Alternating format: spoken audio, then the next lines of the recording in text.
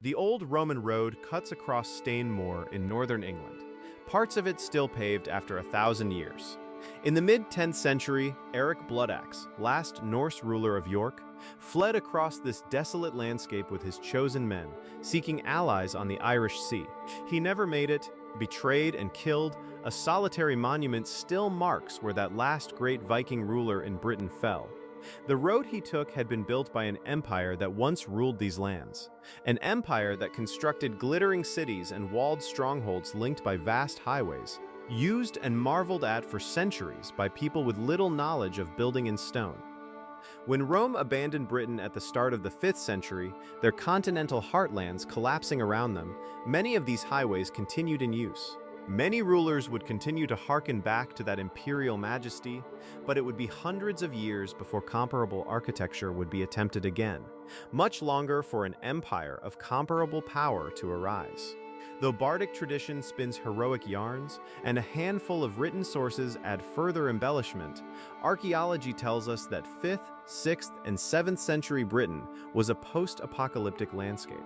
Where once armies of tens of thousands marched along paved roads, now bands of 100 or less decided the fates of entire kingdoms, and to call them kingdoms is often a stretch. Many polities amounted to little more than a river valley, a handful of followers surviving in the ruins of an old Roman town. But there are hints of much larger identities too, particularly in the north and west, where Roman life never truly took hold. Much older traditions clung on. In those years, Stane Moor was no man's land, a frontier zone not just between rival states, but rival ways of life, opposing, incompatible cultures. To the east, pagan Germanic settlers, descendants of imperial mercenaries, migrating boat people, opportunistic Romano-Bretons. In archaeology, these pre-coinage, illiterate newcomers appear in tiny river-bound settlements, cattle corrals, burial mounds, elaborate metalwork, and by the year 600, princely burials complete with majestic grave goods. The birth of kingship, power, ever larger political organizations.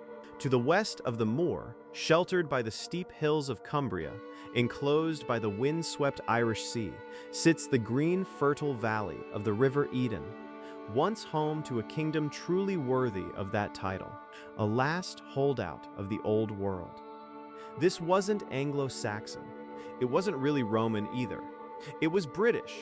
This is what we're going to cover: the catastrophic year without sun that plunged the world into darkness, the plague that killed half of Europe, and the forgotten Kingdom of Rheged whose warrior king inspired the Arthur legend. Stay until the end, because the single written source that survived this era reveals something historians still argue about today. Hadrian's Wall, built by the emperor in the 2nd century across the entirety of northern Britain, is perhaps the most visible remnant of the Roman world left today. But a city on its western edge lingers too, once home to a city council able to dictate its own affairs. Today we know it as Carlisle. There's a good argument for this being the last city in Roman Britain. People continued to live here long after the Western Empire collapsed. Several fortresses along the wall show signs of continued occupation, at Housteds, Vindolanda, Bertelswald. But did these people see themselves as Romans? Maybe, but just as likely is their re-embracing of their own pre-Roman Brythonic culture. Further south from Carlisle, Brythonic place names like Penrith still harken back to that time. Celtic holdouts turning to old customs for survival. The kingdom that once ruled these parts, perhaps stretching north into Galloway, the Pennines to the south, has a British name too, sung in songs for hundreds of years all the way down to today. We know it as Rheged. Forged in the fires and chaos of the 5th century, their ancestors had been here long before the Romans came. Their descendants would long outlive the empire.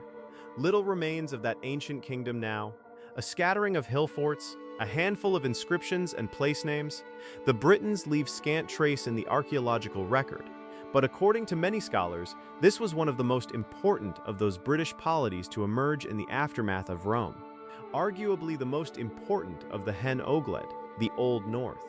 Just one of a plethora of rival kingdoms that arose in the wake of Roman withdrawal. At some, like Gododin in modern-day Lothian, we see older tribal identities re-emerging, At others, like Alt-Clut and perhaps Rheged, they are entirely new. Renegotiations of old tribal identities faced with the uncertainty of a new world. Today, the Hen Ogledd is largely forgotten in England. For the most part, no museums or monuments can be found on the landscape. And yet the Old North lives on in a rich corpus of stories spanning 1,500 years, passed from one generation to the next. Tales like that of Urien, Rheged's most famous king, praised in bardic tradition as a smiter of the Anglians in many battles, champion of Britain, part inspiration for the Arthur legend, though his is just one example of a vast array of stories that miraculously survive to the present. Some of the oldest in all of Europe, for though the years 400 to 600 are some of the least documented in British history. In Wales, more information can be found than in the previous or next 2 centuries. For them, it's the age of heroes. When the Gallo-Roman historian Gregory of Tours wrote his lauded history of the Franks in the later 6th century, an ambitious attempt to record the history of the Germanic barbarians who now held sway in what was once Gaul, he describes a class of Gallo-Roman bishops and aristocrats still holding positions of high influence.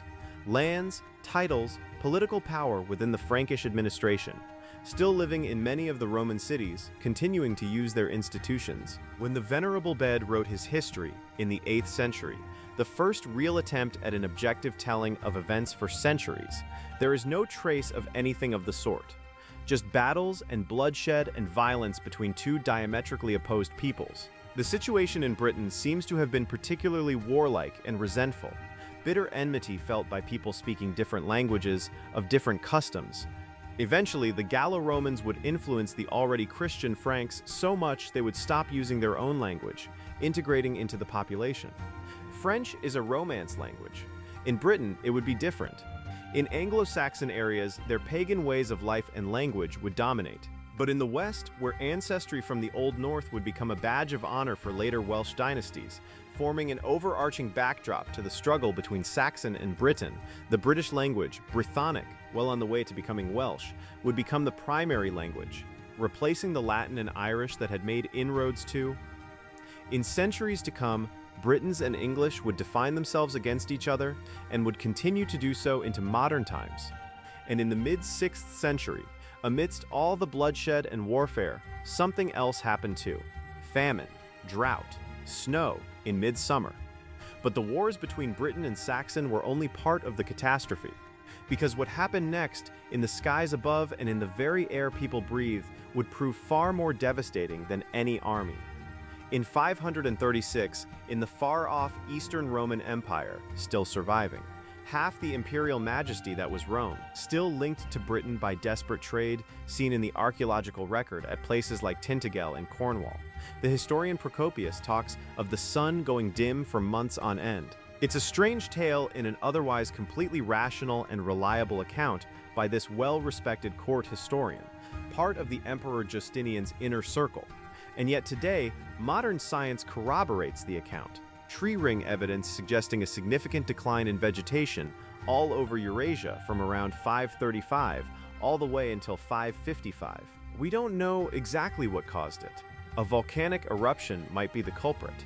Ash entering the atmosphere, blocking the sun, causing temperatures to drop, crops to fail, people to die. A literal dark age. And then we have the plague. In Ireland, the Annals of Ulster record the deaths of at least 7 important rulers to disease. In Britain, much the same. All over Europe in the mid-6th century, it's thought as much as half the population met miserable ends to the very first outbreak of bubonic plague. At the city of Viraconium, an unusually well-preserved post-Roman settlement, a complete collapse of the population took place. The city limits shrinking from 79 to 10 hectares, new wooden structures now overlaying the previous stone foundations. The people here having little connection to those once mighty colonnades and still visible imperial remnants.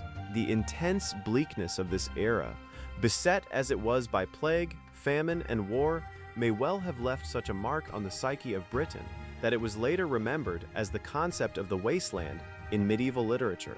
It is in this post-apocalyptic landscape, unimaginably terrible conditions, that the mostly unrecorded struggle between Britain and Saxon was waged.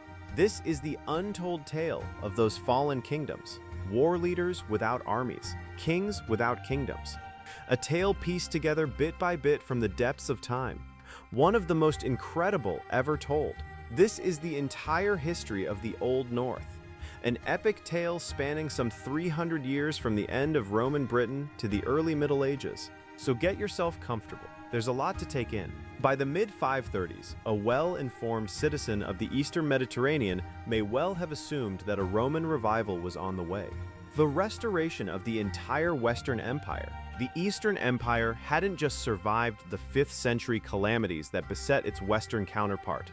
Safe behind the massive Theodosian walls, greatest in the world, built in the 440s to keep out the Huns, for decades now, it had thrived. Still firmly holding on to all of its immensely rich eastern possessions, including Egypt, parts of Mesopotamia, and the Levantine shore. By the later 5th century, the East found itself expertly governed by the firm hand of Zeno, head of a sorely needed militaristic infusion from inside the empire in the form of the Isaurians, fierce mountain people of Anatolia. By 518, after a severe crackdown on corruption and the pursuit of firm defensive policies, Zeno's chosen successor, Anastasius, was able to leave behind a massive treasury overflowing with gold, 23 million solidi. The stage was set for perhaps the most momentous reign of any single Roman emperor. Within just 10 years of coming to power, the domestic achievements of Justinian were remarkable. In 534, a groundbreaking new law code was created which would permanently alter European society. In 537, the Hagia Sophia, largest Christian building ever constructed, was built in Constantinople, forming the center of Eastern Roman society for 1,000 years to come. This was an age of incredible architectural achievement, the very pinnacle of Roman development. But it was Justinian's foreign policy that was really remarkable. To the north of the Alps, the Franks, Catholic allies of a Catholic emperor, dominated, exacting tribute from all the kingdoms around them, enjoying good trade links with the empire and fostering ties even further afield in Scandinavia, Britain, and beyond. Commerce between East and West boomed. Finally, things were looking good.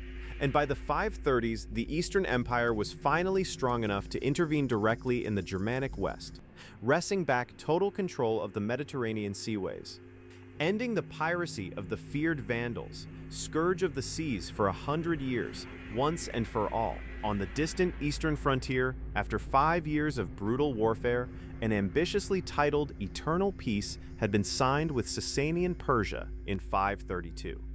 Allowing Justinian to focus on his real target, Africa. Seized by the Vandals close to a century before, within just 2 years, the Vandalic kingdom was dead. Its last rulers killed or sent off to exile on the Persian frontier. After a century of outside occupation, the North African coast, once the breadbasket of the empire, was back in Roman hands.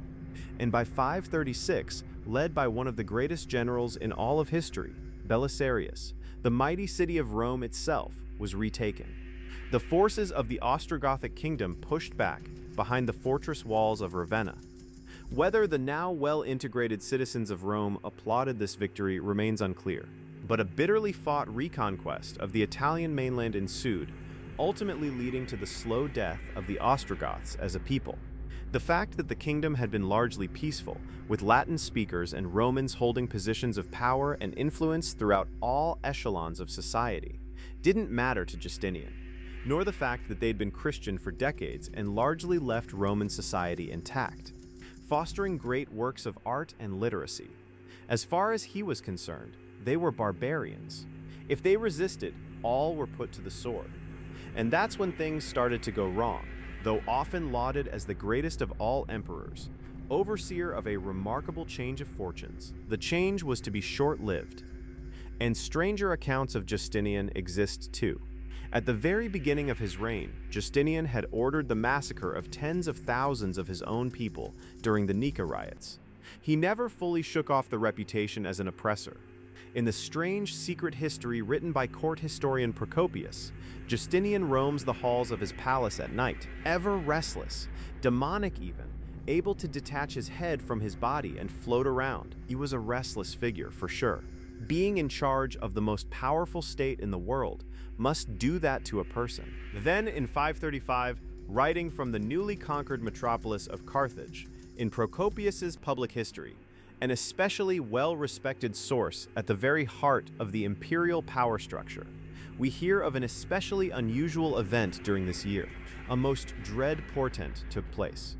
The sun gave forth its light without brightness, like the moon, during the whole year, and it seemed exceedingly like the sun in eclipse, for the beams it shed were not clear, nor such as it is accustomed to shed. The similarly lauded contemporary writer Cassiodorus, author of a now lost multi-part epic on the history of the Goths, speaks of a similar event. And it's not just in the Roman world that we hear of this dimming of the sun. Writing much later, but using his own independent sources, the Venerable Bede talks of solar eclipses in 538 and 540. Though of course his dates are slightly off. So too Michael the Syrian. Today, using modern science, this unusual solar activity can actually be seen in tree ring records. In the 1980s, Mike Bailey, a leading expert on dendrochronology, spotted unusually slow tree growth in Western Europe and Scandinavia between 536 and 545, leading many scholars to referring to 535 and 536 as the year without sun. In Ireland, a failure of bread was recorded in 538. In Britain, heavy snowfall and distress among men, its worst weather in a century. Snow even fell in the Euphrates River Valley. Crops failing throughout Italy and southern Iraq. In Arabia, there was famine followed by flood. And remarkably, this seems to have been a global event. In China, a major drought was recorded, where yellow dust rained down like snow, and actual snow fell in the following August, ruining the crops.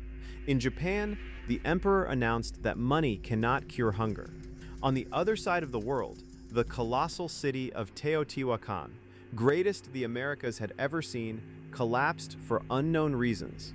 And similar collapses can be seen all over the continent. Ice cores from the Andes tell us that severe aridity descended on the Moche civilization of north coastal Peru, and drought is well documented in North America. All over the world, climatic records suggest that the climate was awful in 535 for 5 years, and then took decades to recover. By 554 in Ireland, things were still notably bad, and similar reports are found all over Eurasia.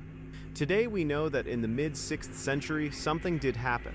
It can be seen in the climatological record as well as the contemporary sources. Given the wealth of evidence, numerous writers have even gone so far as to suggest the 6th century to be the single most abrupt climatic occurrence of the last 2 millennia. But what caused the problem? Well, it's unclear. There was no scientific method back then, and no one bore witness to the actual cause of the event, just the repercussions. A giant asteroid, perhaps, a comet colliding with the Earth? Such a thing has been seen before with the Tunguska event of 1908, which flattened some 80 million Siberian trees over an area well over 2,000 square kilometers, altering the carbon content of the atmosphere in the process. The most likely scenario, however, is one we humans know all too well. In 1816, a massive volcanic eruption in Indonesia caused so much material to be pushed upwards into the atmosphere that the effects were felt as far away as Britain. This so-called year without summer is just one recent example of the volcanic power of the Earth. A similarly devastating eruption of Hekla in Iceland in around 1000 BC could have caused a similarly world-changing climatic event. But where was this volcano? We can't be sure. But one candidate is El Chichon in Chiapas, Mexico. Another is the Ring of Fire, the long chain of volcanoes between Samoa and Sumatra in the Pacific and Southeast Asia, homeland of the Polynesians making tracks out into the wide Pacific. Whatever the cause, the scientific evidence suggests a dramatic slowing of tree growth, an apocalyptic image of a mysterious dry fog rolling over the land, sending the world into darkness for a year. Colder temperatures, crop failures, drought. People might have feared whether the sun would ever shine again. And then, just when the Romans might have thought that things were getting back to normal, once the abundant harvests of previous years had been consumed, and perhaps one of the worst strokes of luck ever seen in history, bubonic plague arrived in Constantinople. An entirely new disease developed from close human interaction with domestic animals, which no one had any immunity to. A ticking time bomb ever since the domestication of animals some 10,000 years before. What followed was by far the worst epidemic the world had ever seen. Not even the emperor was safe. Seeming to originate at the Egyptian port city of Alexandria, where it had arrived from who knows where, possibly Eurasia or Africa, the disease spread far and wide. Alexandria was one of the greatest port cities in the eastern Mediterranean, with links all over the known world.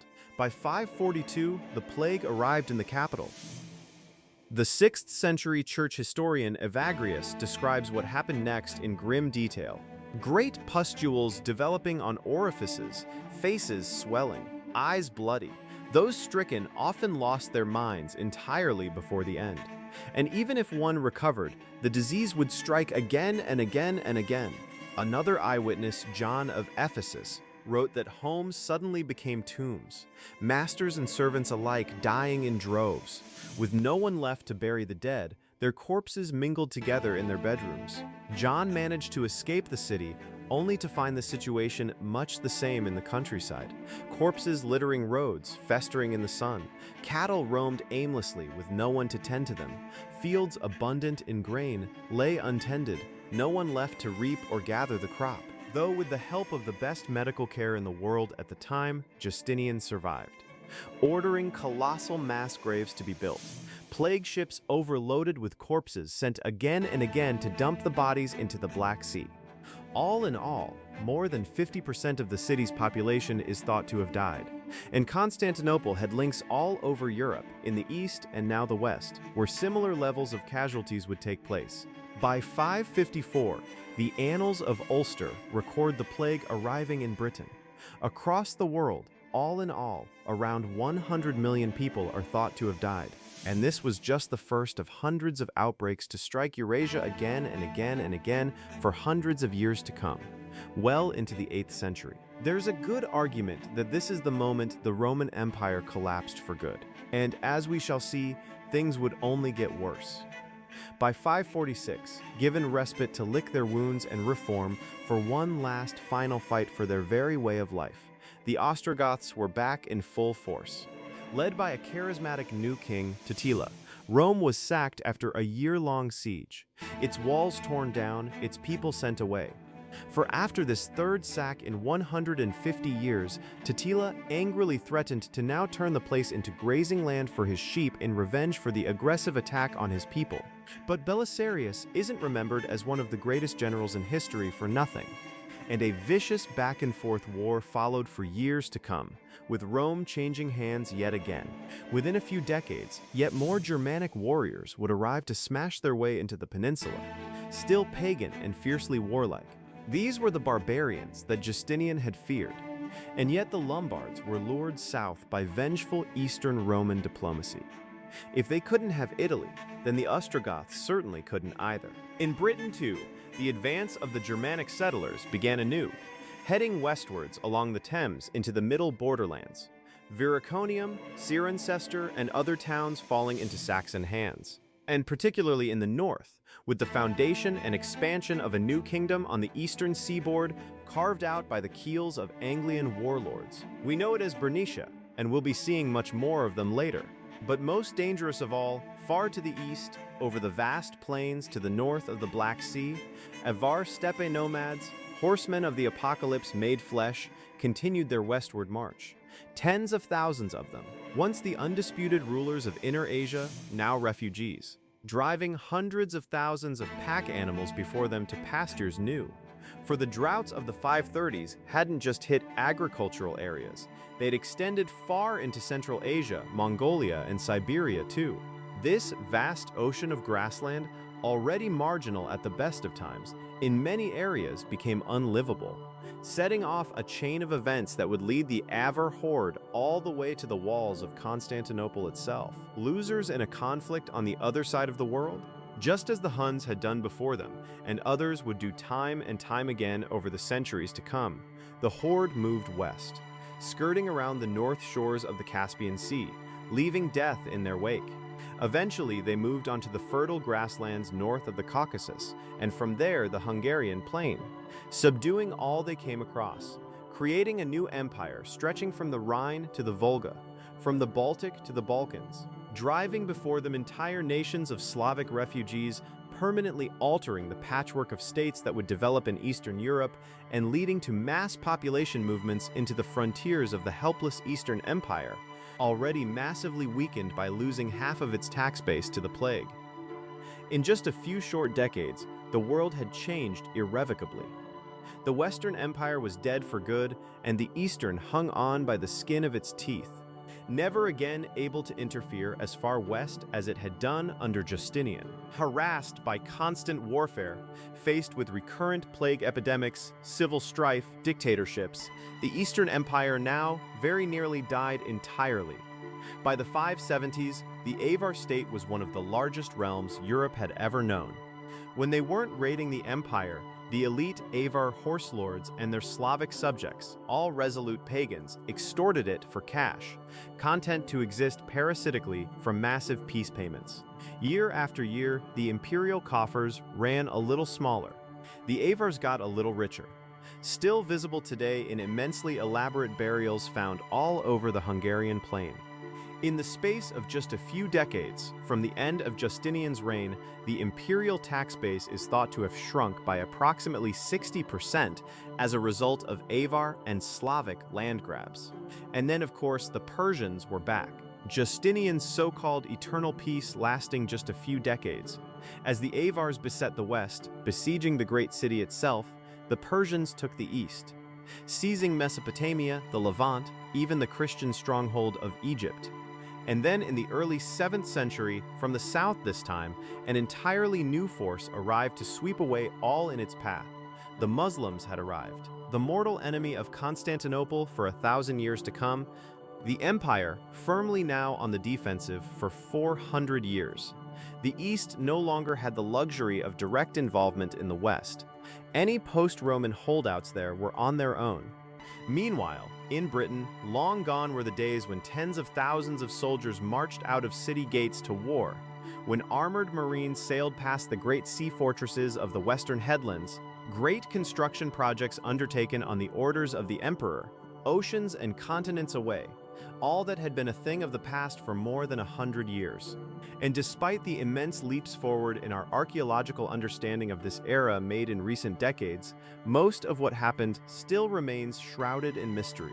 Just one solitary contemporary source survives. Yet what this single furious monk wrote down, against all odds preserved across 15 centuries, reveals the true nature of the British kings who ruled in this darkest of ages. Penned by a Romano-British monk writing in late Roman Latin vernacular sometime in the 6th century, probably before the plague which swept through Europe in the 540s, and likely not earlier than 500. Though scholarly consensus usually places the work towards the end of the middle of the 6th century, say the early 530s. And that source, it's difficult to really understand. It's not a history. There aren't any dates. Rather, it's a fiery sermon, the writings of an incredibly angry man, disgusted by the actions of the warring kings of the island. And of course, the historical section of Geldas is highly unreliable. He wasn't a historian, nor was he particularly concerned with accuracy, and yet, as fate would have it, it remains the only source we have. Everything else being lost to time. Much of the text is made up of biblical quotes, and it's not entirely obvious when our writer is being truthful and when he is simply launching scathing attacks on people he hates. Yet, nonetheless, it does provide an incredible glimpse into this otherwise dark period. And Gildas, he is not happy.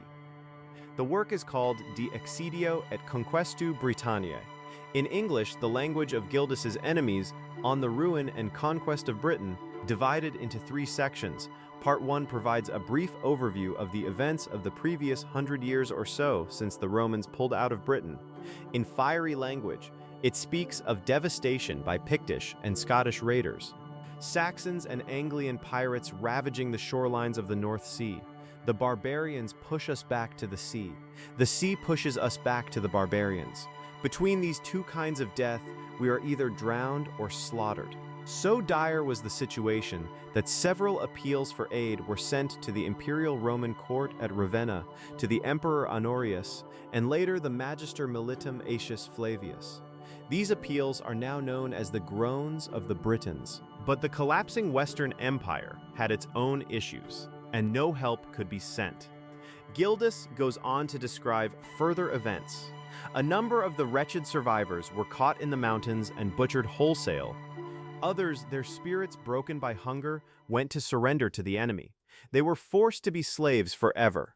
Others made for lands beyond the sea, and many Britons did indeed cross the sea, heading to Brittany and Gaul, where they established new polities, remaining in contact with their island brethren for centuries to come. And according to Gildas,